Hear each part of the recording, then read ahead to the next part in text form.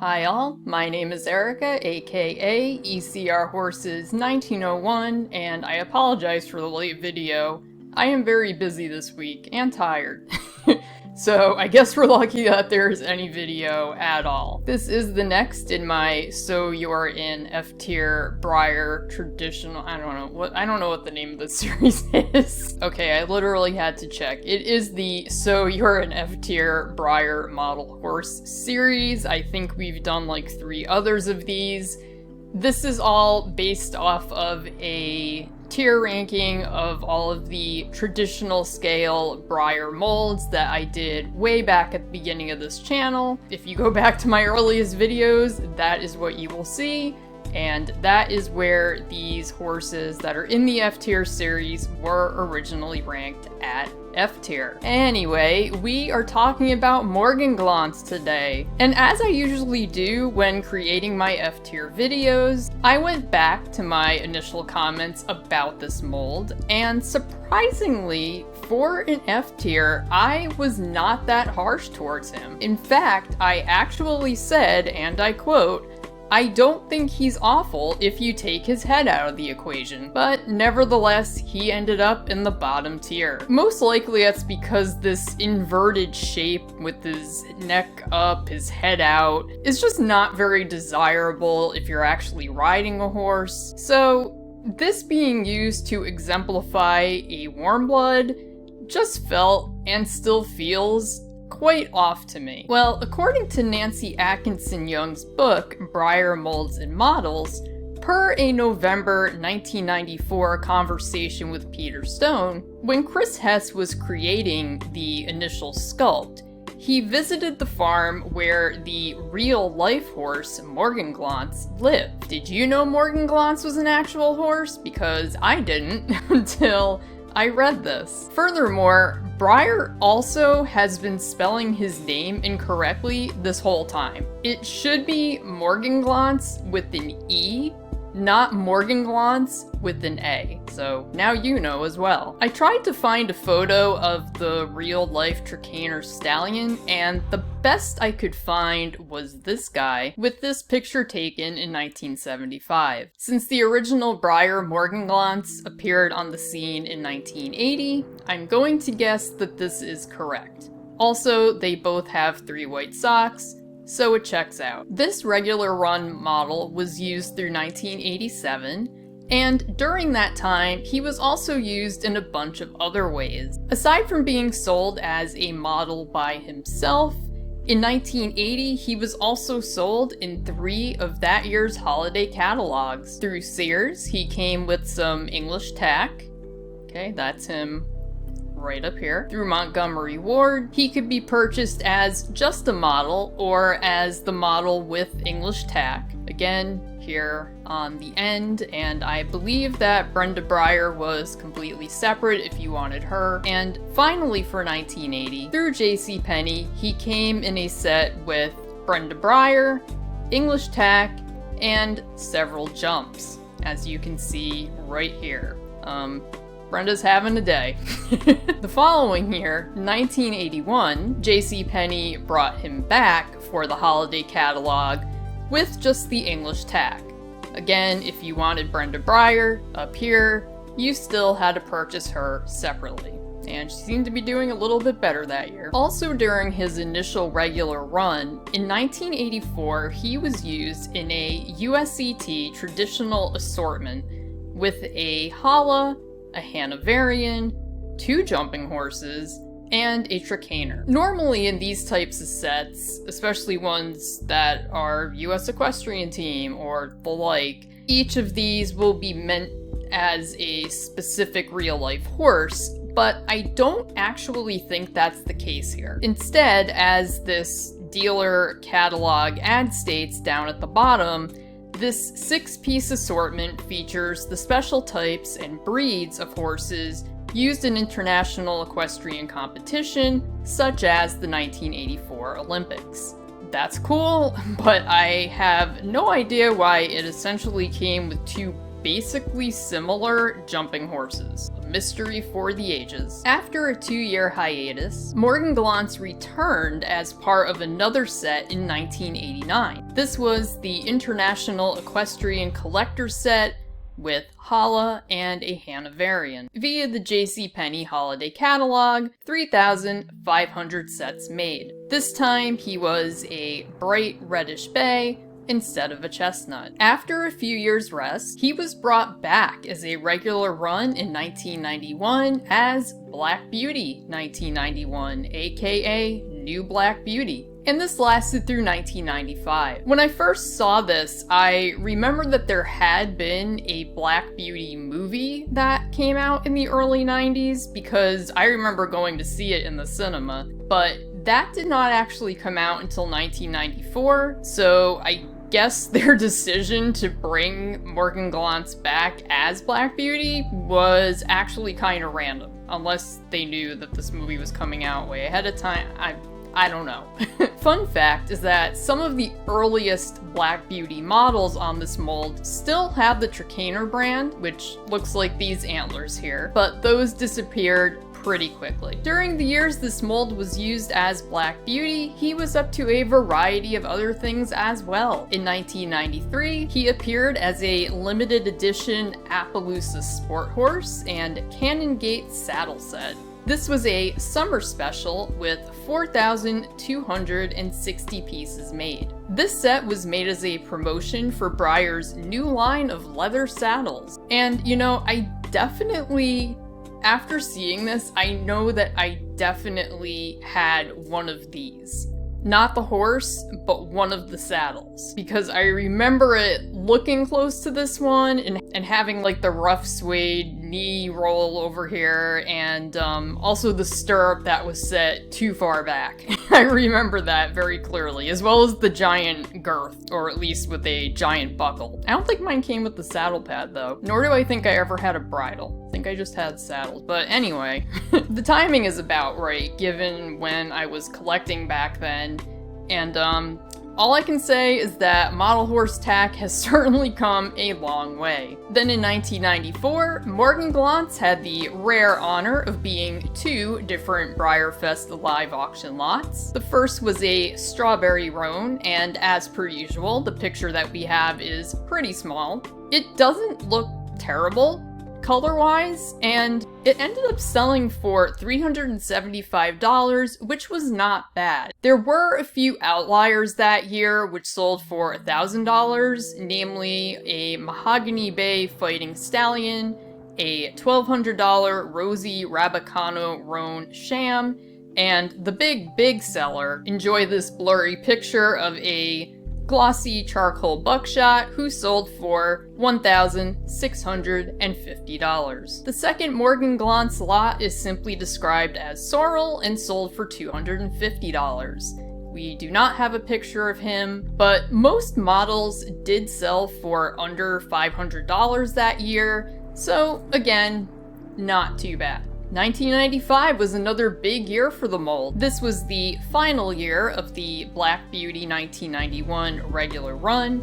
However, there were also 75 of these sold via Q2, the home shopping channel, in both July and November of that year. As far as I can tell, they were simply the regular run model, but sold through that channel. He appeared as yet another limited edition, either P-Raz or Pi-Raz, aka Cash. This was sold at the USET Festival of Champions with 1,000 made. This horse was not of random design. He was in fact a portrait model, we will use that term loosely, of a champion Arabian endurance horse ridden by Valerie Canavi. Yeah, an obvious likeness. Finally, he appeared as yet another Breyerfest live auction lot, this time a gray roan blanket Appaloosa. no picture again, sorry, but he sold for $450, which continued to be a decent price for an auction model. The hits kept on coming, and the mold jumped from one regular run to another. From 1996 to 1998, he appeared as the famous show jumper Samsung Woodstock Westphalian. This horse was partnered with the great Susie Hutchinson, and was perhaps most iconic in real life for needing the most minimal bridle that is possible. Here's a great picture that I found. As you can see, it is literally just a bit connected to some reins. That is it. And worth noting, the pair attended Breyer Fest in 1997. I am jealous if you got to be there. That was far from the end of Morganglanz's uses in 1996 though, so buckle up. That year, we also had leftovers of the model from the International Equestrian Collector's Set being sold as simply Morganglanz. He also made yet another appearance in that year's JCPenney holiday catalog as a Swedish warmblood.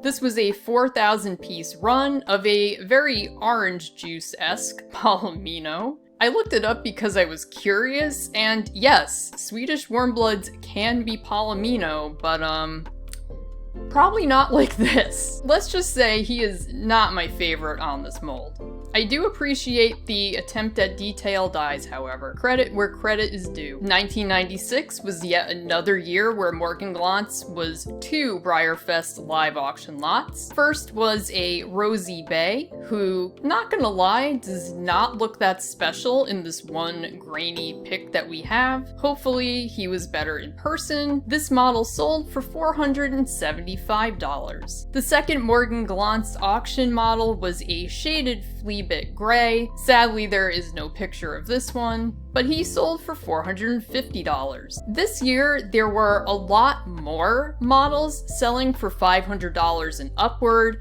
all the way to $2,400 for a stunning Wedgwood blue on the Aristocrat Hackney Pony mold. So, prices in the $400 range. By the way, I don't think this picture does that mold justice, most likely. But we're gonna leave them up. So, prices in the $400 range that year weren't tragic by any means, but it was obvious that the Morganglanz mold was growing a little bit less special. And indeed, following the end of the Samsung Woodstock regular run in 1998, the mold's use finally started to wind down. He did not reappear until 2001 when he was Mahoganyglance, a state line tack special. He was just a liver chestnut with a couple of rare socks and SLT painted on him where a brand might be. Morganglanz again fell dormant for 6 years when he came back from 2007 to 2008 as Locarno 62. He's just a dark bay with 4 socks, but the paint looks nicer, and that kinda elevates the whole model, as much as one can elevate Morganglanz. The catch here was that this horse was sold in the United Kingdom only. The mold did not get used in the United States again until 2014. That's when he appeared as Gree for the Big Easy Bash, which was Mardi Gras themed, but actually just took place in New Jersey, because they did factory tours, so yeah, it couldn't have been in New Orleans. This was one of those super exclusive Collectors Club only events, limited to 200 tickets. There were a lot of really nice models sold at this particular event, and Gree was okay. He was a very dappled gray, with just 80 made. One sold somewhat recently on eBay for about $375, so he does have his fans. And that brings us to Morganglanz's final outing thus far. And that was in 2016, when he was Brigadeiros, a Matt Bay Tobiano, who was both the Breyer Fest Open Show Reserve Grand Prize, for a total of 10 made, and a live auction lot, who sold for $800. Sadly, that was the lowest auction selling price that year by several $100s. Ouch. And that is currently where Morganglanz's story ends. Do I think we will ever see him again? That's a tough question. I sure didn't expect Wahoo King. Hold on, I got one. Yeah, this guy. I did not expect him to be used as a gambler's choice model literally weeks after I posted the video saying that I quite liked him on my classic scale tier ranking video. After all, before this, he had only been used like 4 times or something very small like that in his entire history. So no, I did not expect him to pop back up. Therefore, with Breyer, I hesitate, except in cases where we know a mold is not in existence anymore or damaged, I hesitate to say that we have seen the last of just about any model or mold. Someday I'm gonna get the difference. At the same time, there are just so many newer and nicer warm blood molds that it would be more confusing than anything else if they chose him over any of the others. I feel as though it would be more likely that we would see him reappear in a gift set or something, another type of use where it is more of a toy than something aimed at serious collectors. I think that is what would make the most sense. So now that we have all learned a little more about this interesting guy, there is only one question left to answer. Is Morganglanz still an F-tier mold? So I got super lucky at a recent antique store trip, and I got a few models, one of which was an Abdullah who is missing his dark neck spots, and this total aside, but that is, go away Morganglanz. Apparently that is a known variation of the Abdullah model, but aside from the one that there is a picture of on Identifier Breyer, I have not come across another one pictured without its neck spots anywhere, and I certainly have not seen another one in person. So I assume it's kind of rare, but I don't know. In any case, I think he's cool to have. I also ended up getting a Misty who I do have, but I'm not gonna waste time because this video is not about these horses. But I also got a Misty from like the 70s in one of the 70s cardboard boxes. Unfortunately, the box is really not in good condition. The model's actually pretty good, but I mostly just got it because it's a Misty, and although I have a Conga of Stormies, believe it or not, I did not have a just regular, not other model Misty, so I had to get one, and I got it with the box because I don't have a whole lot of the boxes from that time. Anyway, last but not least, on that same trip, and this was just a pure coincidence, I also found this Morganglanz, and he's not in too bad condition, honestly. You can see he does have a rub, but I mean, it's not like he's gonna be a show horse anyway, so I don't really care. But he's in decent condition. He does appear to be just the original chestnut version from his 1980 through 1987 regular run. And you know what? I don't hate having him around. I find him quirky in a lovable way. Like, he's not a good model. And when he stands, I mean, I'm not gonna be able to illustrate this for you, but, well, actually, this is kind of correct. But when he stands, he ends up leaning over quite a ways because of how he's built, and so it's just kind of funny. But yeah, I don't hate him. That said, I still don't think he's a very good model, and it's another scenario where I would love to see, you know, I think we saw a picture of the original real-life Morganglanz. I would love to see the references that Chris Hess was working off of when he ultimately turned that horse into this. Be that as it may, I would not buy another Morganglanz because one is enough. And I think that, you know, truly the only other model that has been done on this mold that is kind of pleasing to the eye is probably gonna be Gree, and I'm not spending $380 something to get a copy of a Morganglanz. I'm just not doing that. So, with all that said, sorry to disappoint, he is going to stay in F tier. But let's give him an F+, because he does try. Okay, this is a model that tries. Or a mold that tries. This is awful. How many videos in am I? It's not his fault that he is the way he is. Alright, that is gonna do it for today's video. I have literally no idea what the next video is going to be on or when it is going to come out. We'll figure that as it comes. If you enjoyed today's video though, I hope that you will give it a thumbs up and consider subscribing to the channel if you haven't already. And yes, as always, your comments are more than welcome. I will do my best to respond. I always think I'm coming upon a less busy time of the year, but it never is. It just absolutely never is less busy.